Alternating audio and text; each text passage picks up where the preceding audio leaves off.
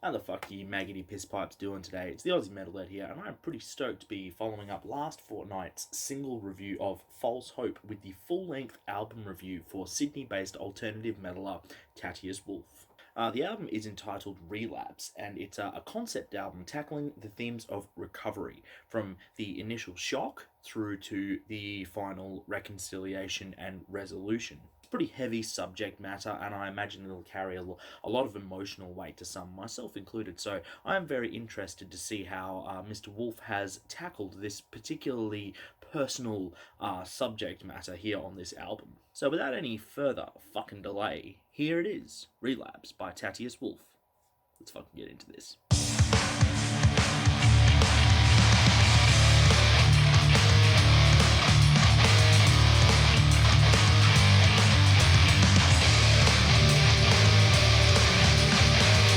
Auxilium is a fucking interesting opener.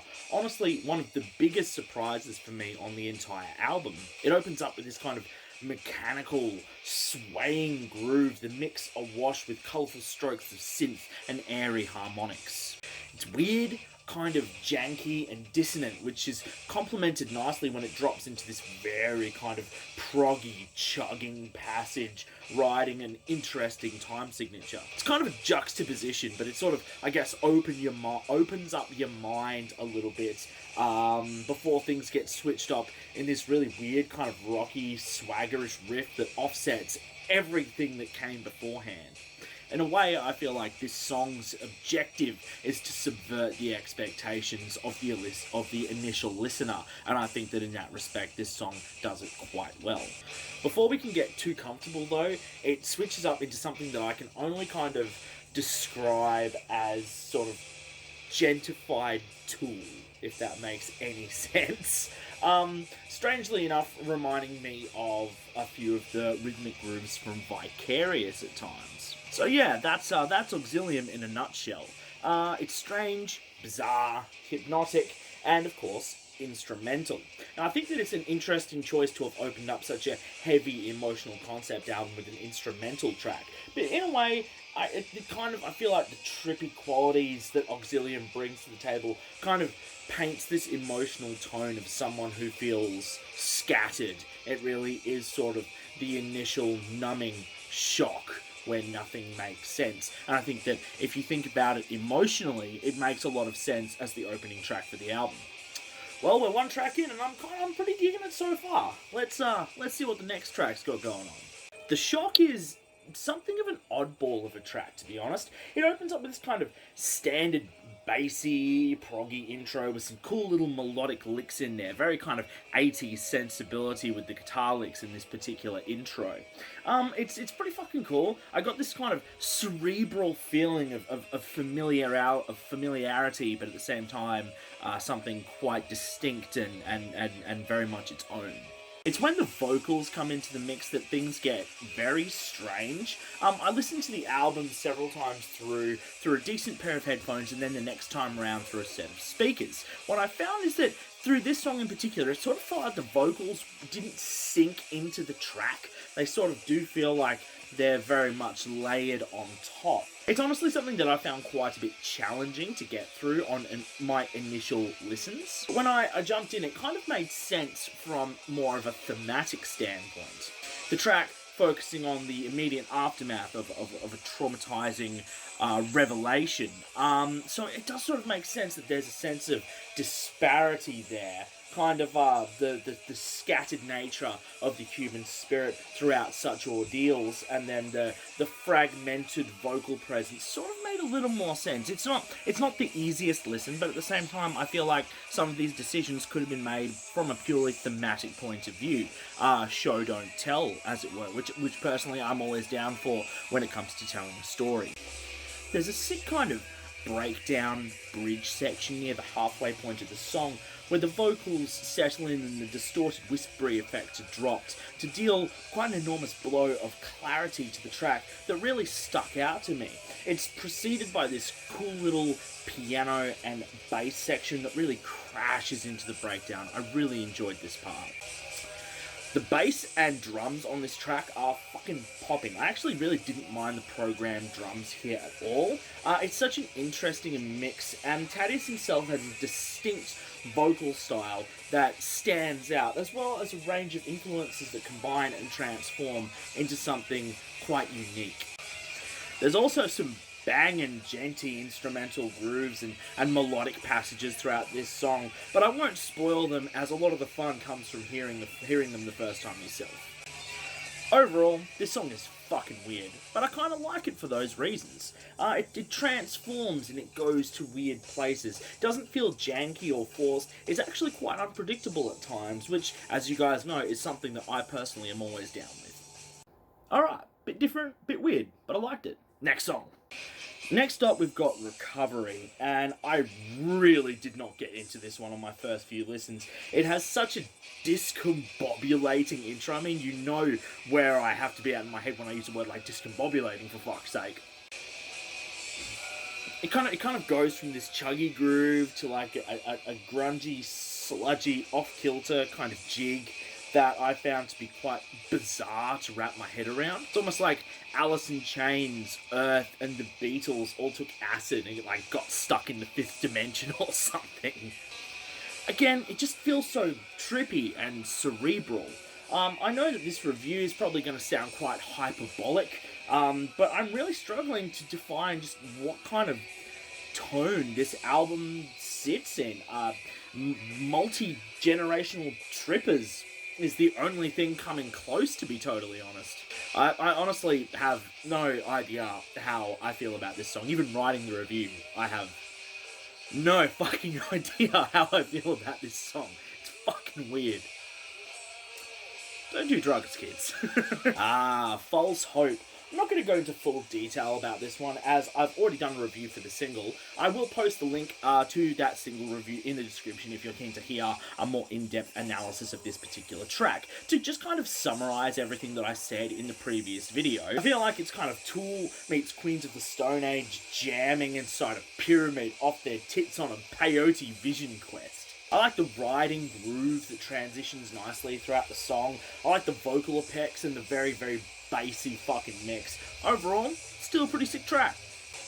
Next up, we have the title track, Relapse. More synthy, bassy grooves transitioning nicely into this song from False Hope. It's quite similar, just with some extra little musical effects and twists thrown in there for good measure. But it kind of still toes the same kind of spectrum that False Hope showed us prior. It swings from these melodic runs and crooning kind of clean vocals to these kind of meaner, bassier grooves. A lot more Tool vibes here at certain sections of the song. Maybe a little bit of Primus in there when it comes to the unusual kind of jaunty nature of the rhythm, but that could personally just be me. There's a really sick instrumental passage in this song with some really cool kind of Egyptian sounding arrangements that flows back into the main groove quite nicely. Not much else to say about this one, to be honest. It's pretty tight, it's catchy, has some interesting lyrical imagery, and I like where it goes musically. Toit. Prolium. I've got to be honest here. I mean, I have no idea how to pronounce that song title, by the way. Prolium. It's the one song on here that I really just don't like. Just flat out could not get into this one at all. I can't get into the gallopy ride. I really dug the intro with some cool synths and some interesting drum patterns. But when it comes sort of to the main riff, I just can't get into it. I like the slow section where everything drops off again, but I find that the galloping ride that makes up the majority of the first half of the song really didn't sit with me. It felt quite out of place and out of home thematically and tonally with the rest of the album. I honestly must have listened to this song more so than any other track on the album, just trying to get my head around it, trying to see if maybe it would grow on me, but I'm really just, oh man, just doesn't gel with me. Just doesn't gel with me at all.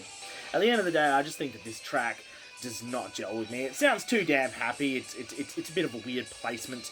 I think it stands out like a little bit of a sore thumb on the album. But honestly, it's fine. It's quite fine because we're about to jump into my favourite track on the whole damn album. So brace yourselves. Trauma is just straight up fucking heavy. It has a slamming intro that smacks you right round the fucking noggin before slamming the brakes hard and sitting us with this really cool slow jam section that just completely comes out of fucking nowhere. I actually love this intro because it kind of convinces you that it's going to be this totally hectic, kind of crazy fucking track, and then for it to just jump off the fucking platform and dive right into the kind of this slow jam. It's kind of a really interesting little parabole, but then we hit the fucking accelerator and we jump right back into the heavy groove with some pretty dope melodic lickage over it before we descend back into the chill arrangement. I really like the back and forth going on in this song. I think that it pushes the concept that the brief moments of vocalization punctuate this heavy banger are kind of the moments in Trauma when we can actually express ourselves, but then another wave hits you and you're just unable to vocalize, you're unable to describe what you're going through. I dig the storytelling using the instrumentals. I think it achieves a real state of emotional investment. By far my favourite track on the entire album. Trauma brings the hooks, brings the bangers, and brings the feels all in one. The Torment is a really interesting track. It has this kind of 80s sort of horror movie vibe in its intro, a creepy synth-driven soundscape permeated by these compressed drums and pulsating bass. It's pretty cool, kind of subversive and ethereal before jumping right into a surprise blast beat, the only blast beat on the entire fucking album, and that's why it's so damn crazy when it just comes out of nowhere. I don't think it quite achieves the same level of emotional investment as Trauma does, but I'd be remiss if I left out just how much this track left me smiling the first time I listened to it, and it goes straight into this insane blast out of this slow jam kind of intro. It's unexpected and glorious, one of the best standout moments on the whole album. Followed by another sick instrumental passage, chock is full of tasty fucking licks. I really dig the vocal delivery here as well. Similar to Trauma, Torment focuses on repression, pain, agony, both physical and emotional. I'd say that this, False Hope, and Trauma would have to be my top picks for the entire album, with Auxilium just coming just underneath the mark. I'd say that it really delivers this cerebral, ethereal mix of styles and moods. Ultimately, it's just fucking interesting stuff. It's really interesting to listen to. Alright, here we are, fuckers. Despair. Last track on the album. Despair feels like a culmination of everything that we've been through so far. This one has a real dreamscape with spacey chords, choir-like vocal arrangements, and I think this kind of trance-like tone of uncertainty and restlessness. It feels like the end of a long journey. Tired, but ultimately accomplished.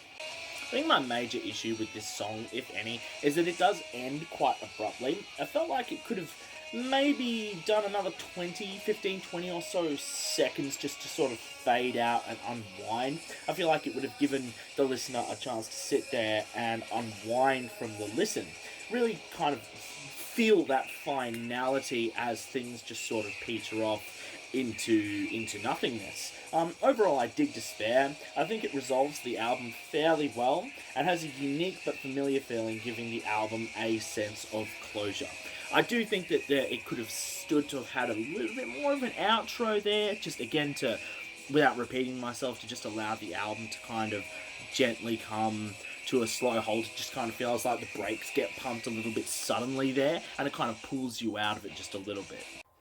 So yeah, that was the Relapse. It's definitely not an album for everybody, but I think that for those of you who take the time to listen to it, will probably find this quite deceptively layered, nuanced, and dynamic album with some interesting writing choices. I don't think that every choice necessarily works here, but for a DIY, standalone, self-made release, I'm actually quite impressed with how it does manage to stick to its guns tonally and conceptually, with a few missteps here and there. But overall, I'm fairly confident in recommending this album for anyone who feels like something a little off the beaten path, trying something a little bit different. Anyway, guys, that's enough from me today. I hope you've enjoyed today's fucking review. Shout out to Mr. Tatius Wolff again for getting in touch with me and recommending that I review his album. Please go ahead and check it out. Get it off Bandcamp if you can. Don't forget to like and subscribe, all that good shit. And until I see you fuckers next time, stay sick.